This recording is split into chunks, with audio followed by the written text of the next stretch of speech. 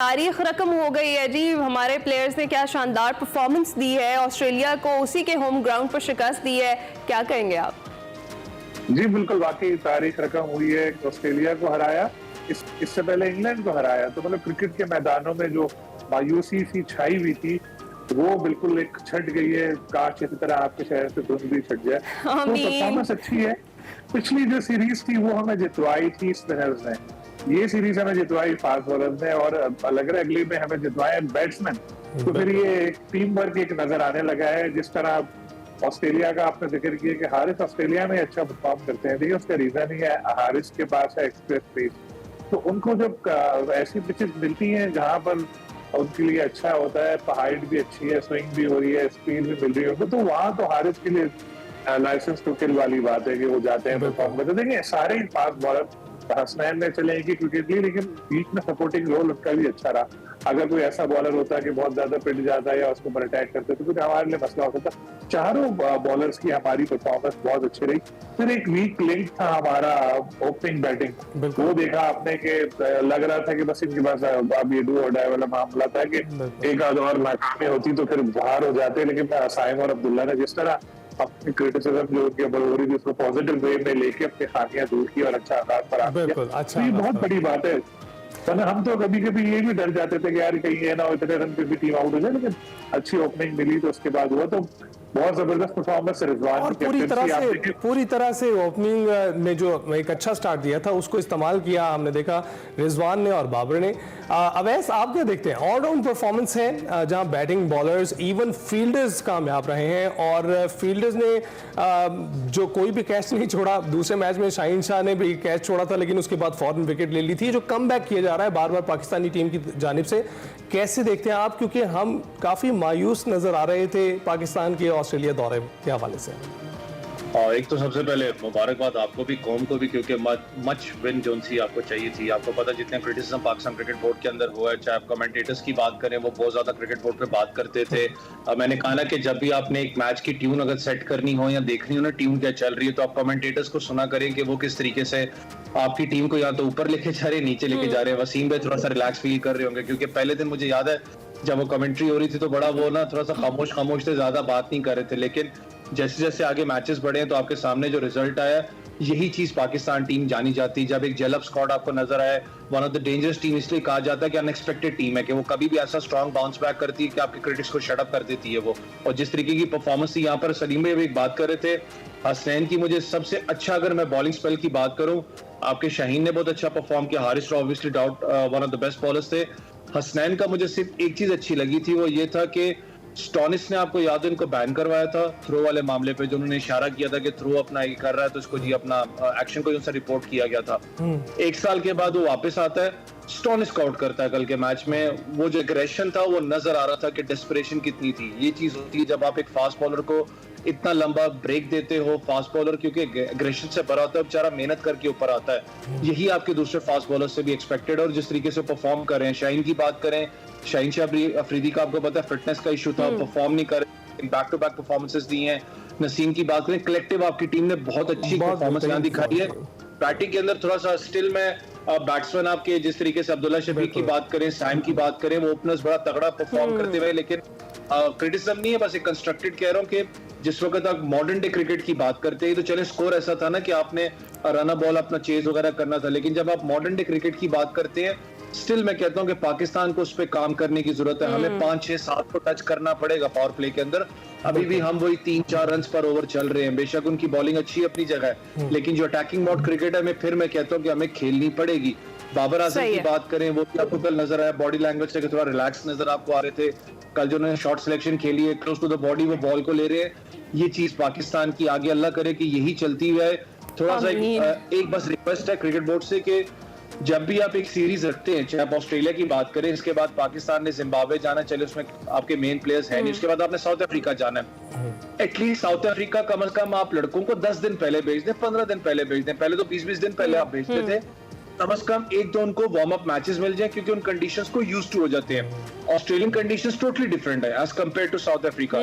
जहां पर कल हमने मैच खेला है, ये आपको पता है एक नया स्टेडियम है। इसके अलावा जो पर्थ का जो वाका स्टेडियम था, प्रॉपर जो स्टेडियम था, वो तो वन ऑफ द दुनिया की तेज तरीन विकेट थी, वो डिफरेंट चैप्टर था। तो आपने विकेट्स को देखना होता है, तो इसलिए कम से कम 15-20 दिन ठीक। पहले चले जाएं ताकि आपके लड़के ज्यादा यूज्ड हो जाएं। सही है। अच्छा सलीम खालिद साहब, जिस तरह से अभी अवैस ने बात की कि जेल अप स्क्वाड नजर आया, हमें यूनिटी नजर आई टीम में, जो भी था प्लेयर वो परफॉर्म कर रहा था, हमारे बैटर्स ने भी अच्छा परफॉर्म किया, इवन के साइम अयूब का भी अभी जिक्र हुआ, वो भी कोई डिफरेंट वाले साइम अयूब भी दूसरे तीसरे मैच में हमें दिखे। इसके साथ साथ बॉलर्स की बात करें तो वो तो छाए रहे, फील्डिंग में क्या कमाल किया, रिजवान ने दूसरे मैच में 6 कैच जैसे पकड़े। तो रिजवान की कैप्टेंसी का कुछ फर्क था, मतलब जो हमने स्क्वाड में ये तब्दीली देखी, जो जेलेंट स्क्वाड था, जो सब मिलकर एक ही फतह के लिए काम कर रहे थे और हम उसमें कामयाब भी हुए, इस पर क्या कहेंगे आप? 100% रिजवान की कैप्टनसी पे बहुत फर्क था, क्योंकि देखिए प्लेयर्स तकरीबन वही हैं जो खेल रहे थे। कैप्टन चेंज हुआ है आपका। शाहीन आफरीदी को बाबर से ये था गिला कि इन्होंने कैप्टनसी क्यों एक्सेप्ट की, बाबर को भी शाहीन से ये था कि पहले इसने क्यों कैप्टनसी एक्सेप्ट की। तो कहीं ना कहीं टीम में एक इश्यूज थे ऐसे, जो प्लेयर एक दूसरे के दोस्त थे, बाद में कैप्टनसी के चक्कर में एक दूसरे से उनकी लड़ाइयां हुई, तो कुछ नजर आ रहा था कि वो टीम जेल नहीं हो पा रही। तो फिर ये जो चेयरमैन मोहसिन नकवी है, इन्होंने स्टेप लिया, इन्होंने आके पहले तो प्लेयर्स पावर खत्म करने के लिए बारी बारी प्लेयर्स को उन्होंने रेस्ट दिया, जो समझते थे कि हमें बिठाया ही नहीं जा सकता। उनकी ईगो जो थी वो थोड़ी सी उन्होंने कम की उधर आके कि नहीं भाई, अच्छा परफॉर्म नहीं करोगे तो आप भी बाहर हो सकते हो। तो दूसरों को भी मैसेज दिया कि यार परफॉर्मेंस है तो आप खेलोगे। उसके बाद फिर जब ये वापस आए तो इन प्लेयर के ऊपर भी था कि यार हमें अब तक अपने आप को प्रूव भी करना है, तो वो उन्होंने किया। और डेफिनेटली रिजवान का बड़ा उसमें किरदार है, रिजवान का बड़ा अच्छा बिहेवियर रहता है प्लेयर्स के साथ और बड़ा जी। सलीम साहब, हम अब ऐसे जानते हैं इसी चीज़ के बारे में कप्तानी के हवाले से, रिजवान की कप्तानी अवैस आपने देखी, लेकिन हम ये भी देखते हैं कि सीरीज में वो प्रेशर नहीं होता जो टूर्नामेंट्स में होता है। आपको क्या लगता है, क्या इसी तरह से रिजवान अपनी कारकर्दगी दिखाते रहेंगे? क्योंकि वाकई कप्तान का किरदार बहुत ज़्यादा होता है फील्ड के अंदर। तो हमने देखा कि यकजहती नजर आई, इवन अपनी विक्ट्री स्पीच में भी रिजवान ने मेंशन किया कि ये एक टीम वर्क का नतीजा है। देखें, इंडिविजुअली अगर मैं प्लेयर की बात करूं, ऑब्वियसली वो किसी ना किसी रोल उसको पता होता है कि मेरा रोल क्या डिफाइन हुआ मैच से पहले जो मीटिंग आपकी होती है। लेकिन हमेशा याद रखिएगा जो कप्तान की बॉडी लैंग्वेज है आपकी, यहाँ 23 करोड़ या तो शायद 24 करोड़ हो गए, 26 हो गया, उसकी बॉडी लैंग्वेज है जो पीछे आवाम बैठी है, वो उसको देखती है। जहां पर उसकी बॉडी लैंग्वेज नीचे होती है, आपकी बॉडी लैंग्वेज नीचे, ऑब्वियसली आपकी आवाम की बॉडी लैंग्वेज गिर जाती है, सवालात उठाने लग पड़ते हैं। इतनी चैलेंजिंग पोजीशन के अंदर मैंने कहा ना कि जो कमेंटेटर्स हैं वो भी बात कर रहे थे क्रिकेट बोर्ड के अंदर जितनी चेंजेस हुई है पाकिस्तान क्रिकेट बोर्ड के अंदर, आप 15 रुकनी जो स्क्वाड आप सिलेक्ट करते हो उसमें आपकी अमल दखल है कोई नहीं। आपको एक स्क्वाड दिया जाता है, उसमें से आपने प्लेइंग 11 निकालनी है, उसको आपने चलाना है कि यार ये टीम मैंने चलानी है। उसके अंदर आपको एक चैलेंजिंग पोजीशन होती है, आप साइकोलॉजिकली आपको स्ट्रांग होना पड़ता है। मैंने कहा ना कि जितना रिजवान भाई को जानता हूँ या काम किया है, जो मुझे आइडिया है रिजवान भाई का, वो मुझे नहीं लगता कि बहुत अरसे तक इस चीज पे राजी रहेंगे कि ठीक है आप मुझे टीम दे दें, मैं टीम को चलाऊंगा। क्यों ना कहीं जब आप टूर्नामेंट की बात करते हैं, जो आपने बात की, टूर्नामेंट एक टीम जीतती है, एक प्लेयर नहीं जीतता इंडिविजुअली। कप्तान तो लीड करता है, लेकिन आपको टीम चाहिए टूर्नामेंट जीतने वाली है। जिस तरीके से जेलब स्क्वाड जा रहा है, ऑब्वियसली बहुत तगड़ा स्क्वाड है, लेकिन एक चीज मुझे कल तो हम कह सकते हैं ना वैस की जो ग्रुपिंग हम पहले देख रहे थे वो रिजवान की कैप्टनसी के बाद फिलहाल हमें खत्म हुई हुई दिखाई दी, क्योंकि तीसरे आखिरी मैच में हमने देखा कि वो शाहीन के अंगूठे पे जब बॉल लगी तो फिजियो से पहले बाबर आजम लपक गए उनकी तरफ और उनकी वो हेल्प करने के लिए पहुंच गए। तो बज़ाहिर तो लग रहा है कि जो ग्रुपिंग पहले थी वो अब नहीं है। बिल्कुल, बहुत फर्क पड़ा है इस पे और टीम का माहौल अच्छा हुआ है। अगर आपको पता होगा, मैं काफी अरसे से मैं भी ये बात बोल रहा था, दूसरे लोग भी बोल रहे थे कि देखो जरूरत इस बात की सबको एक जगह बिठाएं, इनको बोले यार जो तुम्हारे जहन में बात है वो निकालो और उसके बाद फिर एक मकसद रखो कि टीम के लिए परफॉर्म करो।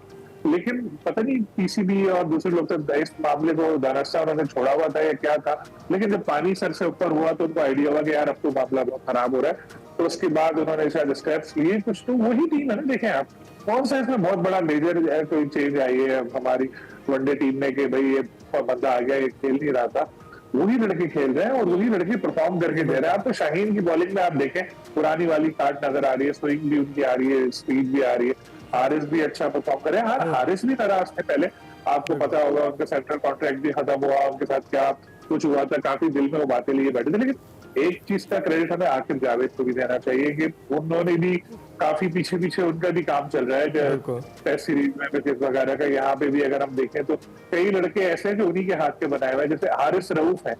हारिस रऊफ तो प्योरली लाहौर कलंदर की प्रोडक्ट है। वो उनके ट्रायल में बॉलिंग करने आए थे, वहां से उनको देखा, सेलेक्ट किया और फिर वो जो आसिफ राना, समीम राना, उन लोगों ने फिर आकिब जावेद के हवाले किया। उन्होंने देखा तो अब आकिब जावेद हेड कोच सलीम साहब, आकिब साहब को कुछ ना कुछ तो क्रेडिट देना ही पड़ेगा, क्योंकि सिलेक्शन जहां पर हम देख रहे हैं स्पिनर्स और फास्ट बॉलर्स की, पहले स्पिनर्स का इस्तेमाल किया, टेस्ट सीरीज जीत गए, अब फास्ट बॉलर्स का इस्तेमाल किया तो वनडे सीरीज जीत गए। तो कहीं ना कहीं हमें ये दिखाई दे रहा है कि कुछ ना कुछ जबरदस्त हो रहा है, कुछ ना कुछ सिलेक्शन में ठीक हो रहा है, जिसकी वजह से हम सीरीज पे सीरीज जीतते जा रहे हैं। लेकिन अब हमने मैच की बात कर ली, शानदार कारकर्दगी का जो मुजाहरा किया पाकिस्तानी टीम ने, उस पर तो बात हो गई, लेकिन क्रिकेट डिप्लोमेसी पर बात करते हैं, क्योंकि गुज़िश्ता हफ्ते जुमे के रोज भारतीय मीडिया ने वावेला किया कि भारतीय टीम चैंपियंस ट्रॉफी खेलने पाकिस्तान